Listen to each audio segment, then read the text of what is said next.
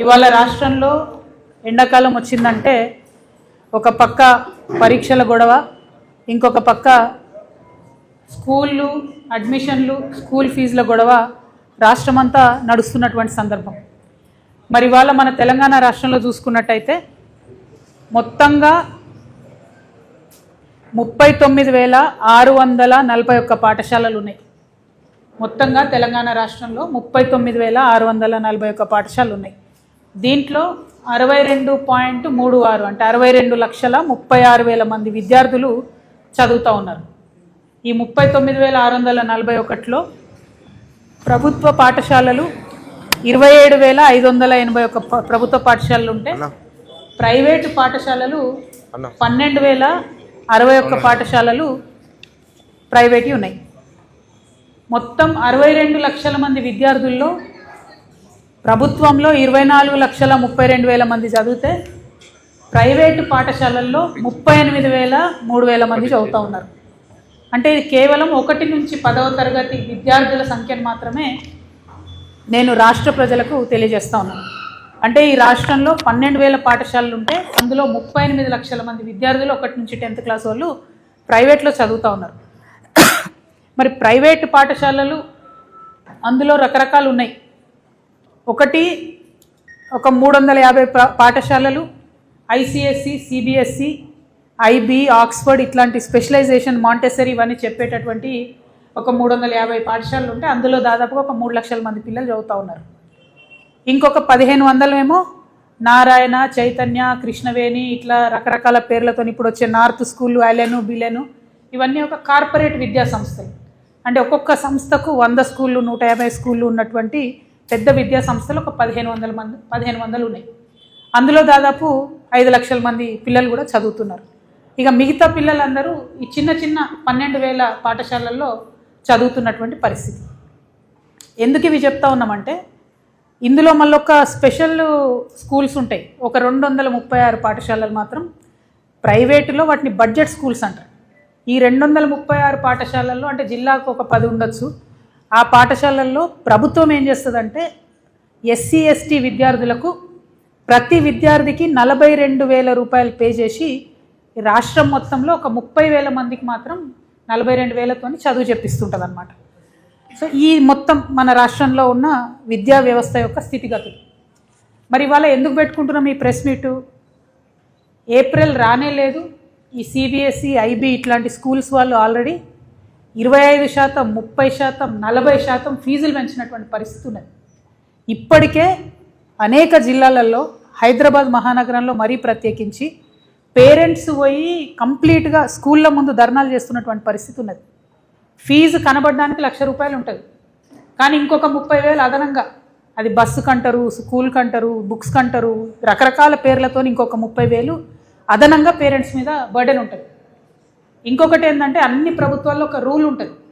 1,30,000 fee అంటే every month తీసుకోవాలి fee, ప్రతి నెల తీసుకోవాలి ఫీజు. కానీ ప్రైవేట్ పాఠశాలలు ఏం చేస్తాయి? ఫోర్స్ చేస్తాయి పేరెంట్స్ని, మీరు 60% అప్ఫ్రంట్ ఫస్ట్ కట్టేసేయండి. అంటే ఒక పేద మధ్యతరగతి ఉద్యోగికి భార్యాభర్త ఇద్దరు చేస్తే కూడా కుటుంబం వెళ్ళడం ఇబ్బందిగా ఉన్నటువంటి ఒక చిన్న కుటుంబంలో 60% ఫీజు అంటే 60,000 రూపాయలు ఒకటేసారి కట్టాలి స్కూల్ కంటే నిజంగా దేవుడు కనబడే పరిస్థితి ఉన్నది ఇవాళ తెలంగాణ రాష్ట్రంలో. ఈ విషయాల మీదనే, ఈ అంశాల మీదనే రేవంత్ రెడ్డి గారు పదే బీఆర్ఎస్ గవర్నమెంట్ అప్పుడు ఉన్నప్పుడు క్రిటిసైజ్ చేసి మీరు ఫీ నియంత్రణ చేయండి అని చెప్పిండ్రు. మరి ఇవాళ 3 సంవత్సరాలు అవుతుంది, 3 బడ్జెట్లు పెట్టుకున్నారు వీళ్ళు. మొన్న బడ్జెట్ సమావేశంలో కూడా నువ్వింత తిన్నావు అని వాళ్ళని వాళ్ళు తిట్టుకోవడం తప్పితే కనీసం పేద మధ్యతరగతి పిల్లలు ఇబ్బంది పడుతూ ఉన్నారు. మరి ఫీజు నియంత్రణ కోసం ఒక చట్టం తేవాలి అని చెప్పి ఆలోచన ఈ ప్రభుత్వానికి లేకపోవడం అనేది సిగ్గుచేటు. నేను అర్జెంటుగా డిమాండ్ చేస్తూ ఉన్నా. గత 10-12 రోజులుగా ఈ రాష్ట్రంలో, ఈ హైదరాబాద్ మహానగరంలో స్కూళ్ళ ముందట పిల్లల యొక్క పేరెంట్స్ చేస్తున్న ధర్నాలు చూసన్నా మీ ప్రభుత్వం కళ్ళు తెరవాలి. అవసరమైతే స్పెషల్ అసెంబ్లీ సెషన్ పెట్టండి, అర్జెంటుగా చట్టం తీసుకురండి. ఆనాడు తిరుపతిరావు గారి కమిటీ ఏదైతే ఉండనో ఆ కమిటీ కూడా 8 to 10% ఫీజు పెంచుకోమని చెప్పింది ఎవ్రీ ఇయర్. ఇప్పుడు కొత్తగా మీరు చేసినటువంటి విద్యా కమిషన్ రిపోర్ట్లో ఆ రిపోర్ట్ అంతా దరిద్రంగా ఉంది, ఏం బాగాలేదు. ఒకటే ఒక సెంటెన్స్ బాగుంది, ఏంది అంటే ఫీజు నియంత్రణ చట్టం తేవాలి, దాన్ని 7 to 9% పెంచుకోవచ్చు అని ఇప్పుడు ఇచ్చిన విద్యా కమిషన్ రిపోర్ట్ ఇచ్చింది. కనీసం దాన్నన్నా అమలు చేయండి. స్పెషల్ అసెంబ్లీ సెషన్ పిలవాలి ఈ ప్రభుత్వం చాలా అర్జెంటుగా. ఫీ నియంత్రణ కమిటీ వేయాలి అర్జెంటుగా. ఏ స్కూల్ అయినా సరే 8 to 10% కన్నా ఫీజు ప్రతి సంవత్సరం పెంచుకోవడానికి వీల్లేదు. దాని మీద ఈ ప్రభుత్వం కఠినంగా వ్యవహరించాలని చెప్పి నేను డిమాండ్ చేస్తూ ఉన్నాను. మరి స్కూల్స్ కూడా నా రిక్వెస్ట్ స్కూల్స్ అందరితో, మీరు 8 to 10% ఫీజు పెంచుకోండి ఎవ్రీ ఇయర్, కానీ 30% 40% పెంచితే పేద మధ్యతరగతి విద్యార్థులు వాళ్ళ యొక్క తల్లిదండ్రులు చాలా దారుణమైన ఇబ్బందులు పడుతున్నారు. మీరు 30% పెంచుతారు, కానీ ఏదో చిన్న బట్టల షాప్లో ఒక సింగిల్ పేరెంట్ లేడీ ఉంటుంది, ఆమె పని చేస్తూ ఉంటుంది. ఆ యజమాని పెంచాడు వాళ్ళకి జీతం అట్లా ఇవ్వలేరు, వాళ్ళు అట్లా వచ్చి ఒకసారి కట్టలేరు. ఇద్దరు కూడా కలిసి ఏదైనా చిన్న ప్రైవేట్ కంపెనీలో పనిచేస్తే ఎవ్రీ ఇయర్ వాళ్ళకి పెరగదు, 10% 15% పెరగదు శాలరీ. దయచేసి దాని మీద దృష్టి పెట్టాలని నేను డిమాండ్ చేస్తా ఉన్నా. ఇంకొక మాట, ఈ నారాయణ చైతన్య ఇట్లాంటి కార్పొరేట్ స్కూల్స్ దాదాపు ఒక 1500 ఉన్నాయి. వాళ్ళు ఏం చేస్తున్నారు, పెంచుడు ఫీజు వాళ్ళు 30% పెంచుతారు, కానీ టీచర్స్కి మాత్రం జీతం పెంచరు, టీచర్స్కి మాత్రం పిఎఫ్ కట్టరు.